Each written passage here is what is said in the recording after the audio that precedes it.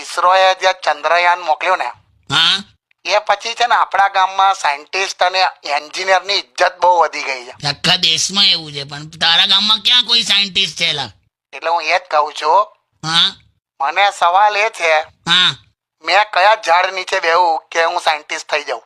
હે મેં એવું કહું છું, મેં કયા ઝાડ નીચે બેહું કે સાયન્ટિસ્ટ થઈ જાઉં? ઝાડ નીચે બેવાથી સાયન્ટિસ્ટ થઈ જવાય આવું કોણ શીખવાડ્યું લા?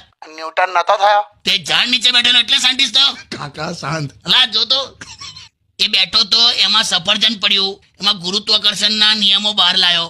એ જ કહું છું. તે ઝાડ નીચે બેઠો તો એટલે એવું હોય તો ઉનાળામાં 3 મહિનામાં કેટલા સાયન્ટિસ્ટો થઈ જાય કરકટ જેવો. લા, તમે શાંત રહો.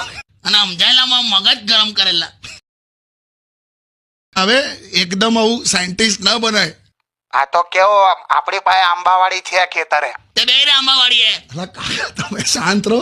આ ઈસરોના સાયન્ટિસ્ટો બધા આંબાવાડીએ જ બેઠા છે. જા કાકા બોસ. ભણ્યા તો છે જ નહીં એ લોકો. કાકા અરે પણ જીજુ